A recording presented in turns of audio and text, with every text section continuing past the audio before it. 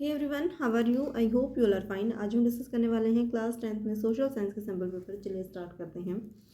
Question number first है हमारा,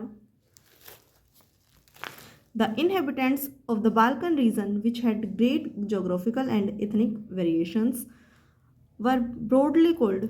option number A जो है वो इसका करेक्ट आंसर है, जैसे हम कहेंगे स्लेव्स। क्वेश्चन नंबर 2 है हमारा, name the caption of the picture. Answer क्या है? सी है आंसर होगा हमारा, टर्न ऑफ द सेंचुरी।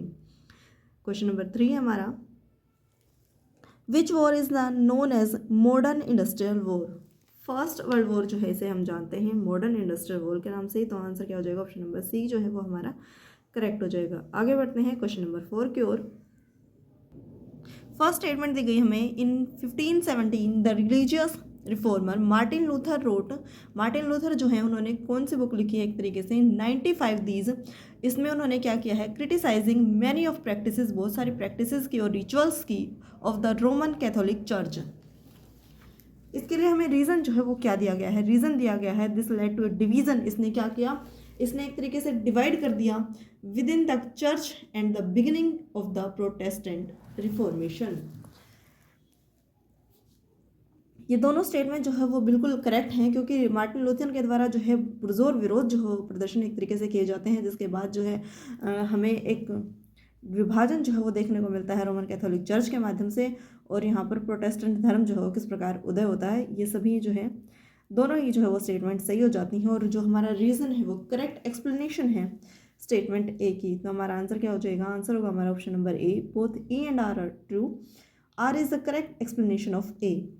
आगे बढ़ते हैं। क्वेश्चन नंबर 5 है हमारा, जिसमें हमें क्रॉप दी गई है और उसका एनुअल रेनफॉल और उसके साथ ही सीजन और टेम्परेचर जो हमसे पूछा गया है। तो हमारा आंसर हो जाएगा, कॉटन के लिए रेनफॉल जो हमें दी गई है वो है 55 से 100 सेंटीमीटर के बीच में, और जो ये क्रॉपिंग सीजन है ये इसका होगा खरीफ, और जो टेम्परेचर है वो 210 के साथ ही फ्रोस्ट फ्री डेज जो है वो इसका आंसर हो जाएगा। आंसर होगा हमारा ऑप्शन नंबर ए। आगे बढ़ते हैं क्वेश्चन नंबर 6 की ओर, जो कि है हमारा, in which part of India roof top rain water harvesting structure has been made compulsory. तो आंसर होगा हमारा ऑप्शन नंबर डी जो है तमिलनाडु के अंदर। आगे बढ़ते हैं क्वेश्चन नंबर 7 की ओर, name of the finest quality of iron is. Answer होगा हमारा ऑप्शन नंबर सी जो है मैग्नाइट। क्वेश्चन नंबर 8 है हमारा, which of the following challenges to democracy is despite in the cartoon. जो ये हमें कार्टून दिया गया इसमें हमें कौन सी एक चैलेंज जो है वो देखने को मिलता है डेमोक्रेसी में, वो हमें दिखाया गया है। तो आंसर होगा हमारा इकोनॉमिक इनइक्वालिटीज़ अमंग नेशन। राष्ट्रों के बीच किस प्रकार जो है आर्थिक असमानताएं पाई जाती हैं, ये हमें इस पिक्चर के थ्रू देखने को मिलता है। अगला क्वेश्चन है हमारा question number 9, parties are about a part of the society and thus involve partnership. Answer होगा हमारा ऑप्शन नंबर सी जो है। आगे बढ़ते हैं क्वेश्चन नंबर 10 की ओर, जो कि है हमारा system with one party system जो है उसे किसके नाम से जाना जाता है? यूनि पार्टी सिस्टम के नाम से जाना जाता है, और ये किन देशों में है ये आप बताइए हमें कमेंट बॉक्स में। अगला क्वेश्चन है हमारा question number 11, name of the form of government self government in India introduced at the level of villagers. वो क्या कहलाता है? पंचायती राज जो है उन्हें कहा जाता है जो। अगला क्वेश्चन है हमारा क्वेश्चन नंबर 12, जिसमें हमें दिया गया है, consider the following statement about the ethnic composition of Sri Lanka, which one is correct. First है हमारा, major social groups are Sinhala speaking 74%। जो मेजर ग्रुप है वहाँ के सोशल सोसाइटी में वो सिंगली समुदाय के लोग हैं, कितने परसेंट? 74% हैं। तमिल स्पीकिंग जो तमिल लैंग्वेज बोलने वाले लोग हैं वो कितने हैं? वो 18% हैं। तो ये हमारा आंसर हो जाएगा ऑप्शन नंबर ए जो है वही करेक्ट आंसर होगा। आगे बढ़ते हैं क्वेश्चन नंबर 13 की ओर, जो कि है हमारा, the constitution of India prohibits the followings. Constitution of India के बारे में क्या है? फर्स्ट हमारा कास्ट बेस्ड डिस्क्रिमिनेशन, सेकंड है सोशल स्टेटस ऑफ, सेकंड है हमारा social status to any particular religion, third है अनटचेबिलिटी। आंसर होगा हमारा option number D, all of the above.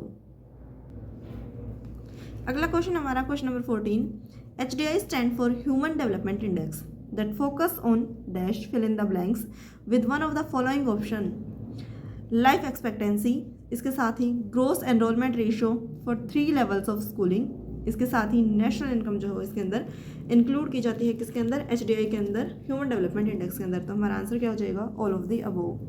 अगला क्वेश्चन है हमारा question number 15, which organisation supports liberalisation of foreign trade and investment.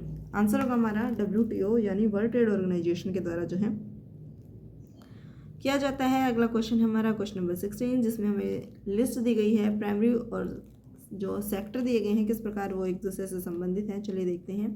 इसके लिए हमारा आंसर है प्राइमरी सेक्टर से संबंधित है कारपेंटर। आगे बढ़ते हैं क्वेश्चन नंबर 17 की ओर, जो कि है हमारा Kerala has infant mortality rate. वहाँ पर क्या है, बालिका शिशुओं की मृत्यु दर जो है वो कम है, लो है।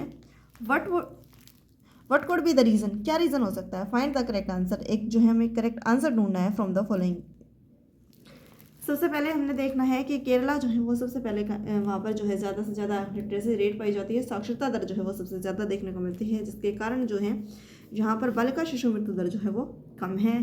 तो हमारा आंसर क्या होगा, आंसर होगा हमारा ऑप्शन नंबर सी जो दिया गया है, because Kerala has very high female literacy rate. वहाँ पर क्या है, साक्षरता दर जो है वो ज़्यादा है, महिलाओं में भी और पुरुषों के अंदर भी। एंड एडुकेंट हेल्थ फैसिलिटीज़, और इसके साथ ही हेल्थ फैसिलिटीज़ जो है वो काफ़ी ज़्यादा इम्प्रूव्ड हैं, अच्छी हैं, are available for both mothers and children, किसके लिए, बच्चों के लिए और माओं के लिए भी। अगला क्वेश्चन है हमारा question number 18, which is currency accepted as a medium of exchange. किस करेंसी को जो है एक्सचेंज का एक मीडियम माना जा सकता है। आंसर है हमारा because the currency is authorised by the government, किसके द्वारा, किसी भी सरकार जो है वहाँ किसी देश की, उसके द्वारा ऑथोराइज्ड जो है वो एक लीगल करेंसी होती है।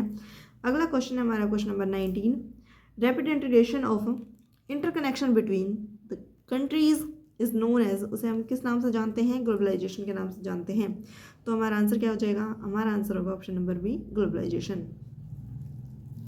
अगला क्वेश्चन है हमारा question number 20, what do the bank do with the deposit which they accept from the customer. Bank जो है वो डिपॉजिट का क्या करते हैं जो कि वो कस्टमर से एक्सेप्ट करते हैं। आंसर होगा हमारा इसके लिए ऑप्शन नंबर बी जो है, banks are a major portion of deposit to extend loans.